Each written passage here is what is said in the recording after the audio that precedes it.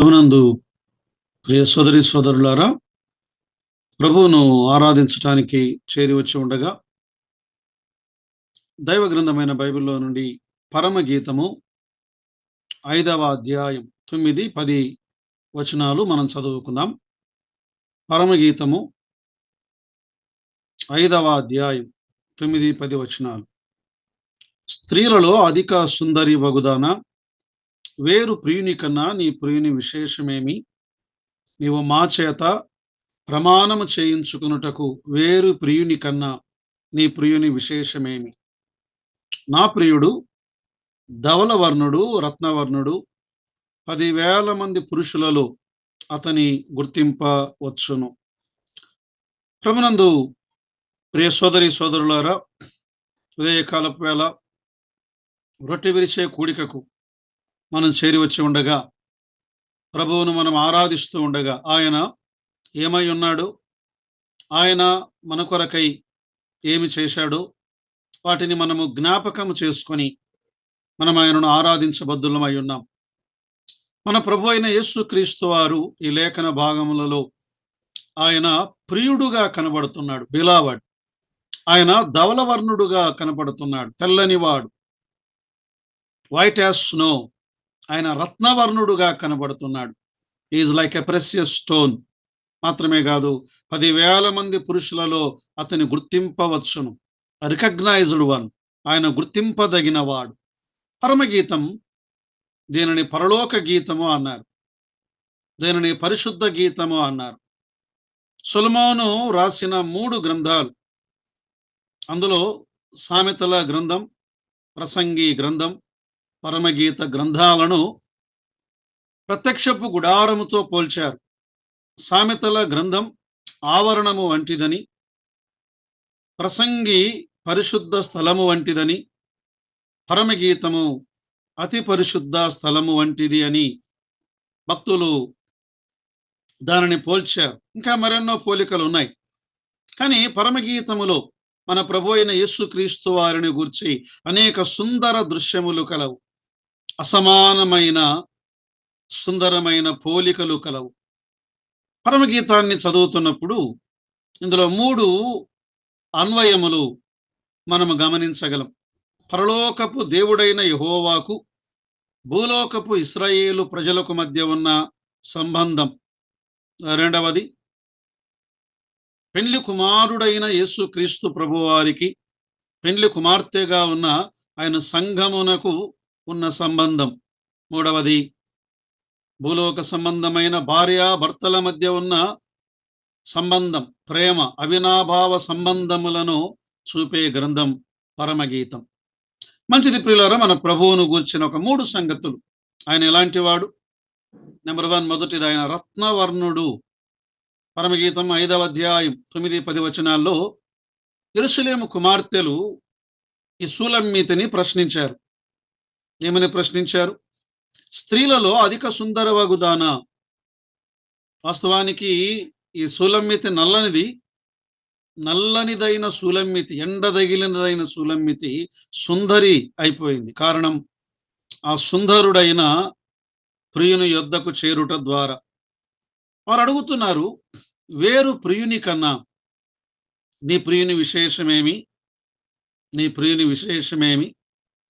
అప్పుడు ఆమె అంటుంది, నా ప్రియుడు రత్నవర్ణుడు, రత్నవర్ణుడు, రత్నము వంటి వాడు, రత్నము వంటి వాడు కదా. రత్నము అనగా మంచి రంగు గలవాడు, రత్నము వంటి వర్ణము గలవాడు, సౌందర్యము గలవాడు, విలువైన వాడు నా ప్రియుడు ప్రభు అయిన యేసుక్రీస్తు. వాస్తవానికి యూదులు వారు సుందరమైన వారుగా దైవ గ్రంథములో మనము గమనిస్తున్నాం. షారా, ఆమె బహు సౌందర్యవతి. మాత్రమే కాదు, రిబ్కా, ఆమె సౌందర్యవతి. మోషే దివ్య సుందరుడు, దావీదు ఆయన సుందరుడు, సొలొమోను సుందరుడు. లేఖనాల్లో మనం గమనిస్తున్నాం. సమూయేలు మొదటి గ్రంథం 16వ అధ్యాయం 12వ వచనం, అతడు వాని పిలువనంపించి లోపలికి తోడుకొని వచ్చను. అతడు, దావీదు, ఎర్రని వాడును, చక్కని నేత్రములు గలవాడును, చూచుటకు సుందరమైన వాడునై ఉండెను. సొలొమోను మాత్రమే గాదు గాని, దావీదు మాత్రమే గాదు గాని, దావీదు కుమారుడైన సొలొమోను కూడా ఆయన చక్కనివాడు. 45వ కీర్తనలో మొదటి 2 వచనాలు ఇలా వ్రాయబడి ఉన్నాయి. ఒక దివ్యమైన సంగతితో నా హృదయము బహుగా ఉప్పొంగుచున్నది. నేను రాజును గూర్చి రచించిన దానిని పలికెదను. నా నాలుక త్వరగా వ్రాయువాని కలము వలెనున్నది. నరుల కంటే నీవు అతి సుందరుడవై ఉన్నావు. దైవ గ్రంథమైన బైబిల్‌లో సొలొమోను సుందరమైన వాడు అనే మాటను, అతి సుందరమైన వాడు అనే మాటను గమనిస్తున్నాం. కానీ ప్రియులారా, దావీదు కంటే, సొలొమోను కంటే, మోషే కంటే, అందరికంటే అత్యధిక సుందరుడు మన ప్రభు అయిన యేసు క్రీస్తు వారు. ఆయన శారీరక సౌందర్యము గలవాడు, ఆత్మీయమైన సౌందర్యము గలవాడు, లోపము లేని పరిశుద్ధ సౌందర్యము గలవాడు. అందుకే యేసుక్రీస్తు ప్రభువారు తానే స్వయంగా పలికారు. యోహాను సువార్త 8వ అధ్యాయం 46వ వచనములో, నా యందు పాపమున్నదని మీలో ఎవడు స్థాపించును? యేసుక్రీస్తు ప్రభువారు ఏ మచ్చ, ఏ డాగు, ఏ మలినము లేని సుందరుడు. ఆయనను గూర్చి హెబ్రీ పత్రికలో అపోస్తలుడైన పౌలు 7వ అధ్యాయం 26వ వచనములో ఇలా అన్నాడు, పవిత్రుడు, నిర్దోషి, నిష్కల్మషుడు, పాపులలో చేరక ప్రత్యేకముగా ఉన్నవాడు, ఆకాశ మండలము కంటే మిక్కిలి హెచ్చైన వాడునైన ఇట్టి ప్రధాన యాజకుడు మనకు సరిపోయినవాడు, మనకు తగినవాడు. పిల్లల ప్రభు అయిన యేసుక్రీస్తు వారు, ఆయన సౌందర్యం రత్నవర్ణుడు, పరిశుద్ధుడు, ధవలవర్ణుడు. అయితే ఈయన ఏమైపోయాడు అంటే, రెండవది రక్తవర్ణుడుగా మారిపోయాడు. కలువరి శిలువలో ఆయన రక్తము చిందించిన వాడుగా రక్తవర్ణుడు. మత్తయి సువార్త 27వ అధ్యాయం 24, 25 వచనాల్లో పిలాతు అల్లరి ఎక్కువగుచున్నదే గాని తన వలన ప్రయోజనమేమీ లేదని చెప్పి గ్రహించి నీళ్లు తీసుకుని జనసమూహం ఎదుట చేతులు కడుగుకొని, ఈ నీతిమంతుని రక్తమును గూర్చి నేను నిరపరాధిని, మీరే చూచుకొనుడని చెప్పాను. అందుకు ప్రజలందరూ వాని రక్తము మా మీదను మా పిల్లల మీదను ఉండును గాక అనిరి. రక్తం, రక్తం, రక్తం. వాస్తవానికి నీ పాపం, నా పాపము అవి రక్తము వలె ఎర్రగా ఉన్నాయి అని దేవుడు అంటున్నాడు.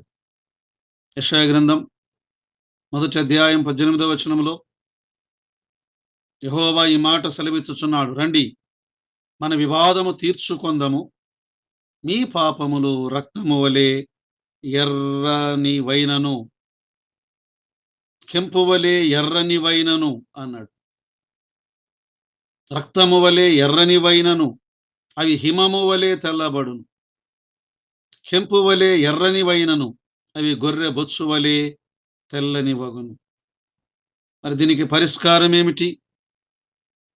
రక్తం వలె ఎర్రగా ఉన్న ఈ పాపములకు ఎర్రని పెయ్య బలిగా వధించబడాలి. సంఖ్యాకాండములో ఇశ్రాయేలీయుల పాప పరిహార్థం నిమిత్తమై ఒక పెయ్య, అది ఎలాంటి పెయ్య? సంఖ్యాకాండం 19వ అధ్యాయం 2వ వచనములో యెహోవా ఆజ్ఞాపించిన ధర్మశాస్త్ర విధి ఏదనగా, ఇశ్రాయేలీయులు కలంకము లేనిదియు మచ్చ లేనిదియు ఎప్పుడునూ కాడి మోయనిదియునైనా ఎర్రని పెయ్యను నా యొద్దకు తీసుకొని రావలెను. ఇందులో కూడా ప్రభు అయిన యేసుక్రీస్తు వారి యొక్క ఛాయ. ఆయన కలంకము లేనివాడు, దోషము లేని, నిర్దోషి, నిష్కల్మషుడు, మచ్చ లేనివాడు, పాపము లేనివాడు, ఎప్పుడునూ కాడి మోయనివాడు. పరలోకపు తండ్రి కాడి తప్ప భూలోకపు కాడి, పాపపు కాడి, అపవాది కాడి ఆయన మోసినవాడు కాదు. ఎర్రని వాడు. యేసుక్రీస్తు ప్రభువారు ఆయన గెత్సేమనే తోటలో ప్రార్థిస్తూ ఉండగా ఆయన చెమట రక్త బిందువు వలె అయిపోయింది. స్వేదం స్వేద రంధ్రాల్లో నుండి చిట్లుకొని శరీరములో నుండి ఆ స్వేద రంధ్రాలలో నుండి బయటికి రక్తము కారుతుండగా వేదన, వేదన. లూకా సువార్త 22:45లో ఆయన వేదన పడి అనే మాట. వేదన పడి. ఆ వేదనలో నుండి ఆయన చెమట గొప్ప రక్త బిందువు వలె మారిపోయింది. ప్రియులారా, నీ పాపం, నా పాపం పరిహరించుట కొరకై యేసుక్రీస్తు ప్రభువారు ఆయన రక్తమును కార్చాడు. తలలో ముళ్ళ కిరీటం, రక్తము దారలుగా కారుతూ ఉండగా, దేహమంతా కొరడా దెబ్బలు, ఆయన వీపు నాగటి చాళ్ళ వలె దున్నబడి ఉండగా, రక్తమంతటినీ కార్చాడు. ఆఖరికి సిలువలో వేలాడుతూ ఉండగా, ఒక సైనికుడు ఈటెతో ఆయన ప్రక్కన పొడవగా వెంటనే రక్తము, నీళ్లు కారెను. నల్లని వాడుగా మారిపోయాడు ఆయన. ఆయన ఏ నరుని ముఖము కంటే వికారమైన రూపముగా ఆయన మారిపోయాడు. యేసు ప్రభు రక్తము కార్చగా, ఆ రక్తము ద్వారా నీకు నాకు కలిగినటువంటి మేలేమిటి? ప్రభు అయిన యేసుక్రీస్తు రక్తము ద్వారా నీతిమంతులముగా తీర్చబడ్డాము. రోమాపత్రిక 5వ అధ్యాయం 9వ వచనంలో, కాబట్టి ఆయన రక్తము వలన ఇప్పుడు నీతిమంతులుగా తీర్చబడి, ఆయన రక్తం ప్రతి పాపము నుండి మనలను కడిగి పవిత్రపరచింది. ప్రియులారా, ప్రభువును మనం ఆరాధించబద్దులమై ఉన్నాం. మూడవది, రక్త వర్ణ వస్త్రధారుడుగా ఆయన రాబోతూ ఉన్నాడు. ఆయన పరలోకములో ఉండగా భూలోకములో 33.5 సంవత్సరములు రత్నవర్ణుడుగా కనబడుతున్నాడు. సిలువలో వేలాడుతూ ఉండగా ఆయన రక్తవర్ణుడుగా కనబడుతున్నాడు. మూడవది, ఆయన ఈ భూలోకానికి రెండవసారి రానయుండగా రక్తవర్ణ వస్త్రధారుడుగా ఆయన రాబోతూ ఉన్నాడు. యెషయా గ్రంథం 63వ అధ్యాయం మొదటి 4 వచనాలు. రక్త వర్ణ వస్త్రములు ధరించి ఎదోము నుండి వచ్చుచున్న ఇతడెవడు? శోభిత వస్త్రము ధరించిన వాడై గంభీరముగా నడుచుచు బొస్రా నుండి బలాతిశయముతో వచ్చుచున్న ఇతడెవడు? నీతిని బట్టి మాటలాడుచున్న నేనే, రక్షించుటకు బలాఢ్యుడనైన నేనే. నీ వస్త్రము ఎర్రగా ఉన్నదేమి? నీ బట్టలు ద్రాక్ష గానుగను త్రొక్కుచుండు వాని బట్టల వలె ఉన్నవేమి? ఒంటరిగా ద్రాక్ష గానుగ త్రొక్కితిని, జనములలో ఎవడును నాతో కూడా ఉండలేదు. కోపగించుకొని వారిని త్రొక్కితిని, రౌద్రము చేత వారిని అనగద్రొక్కితిని.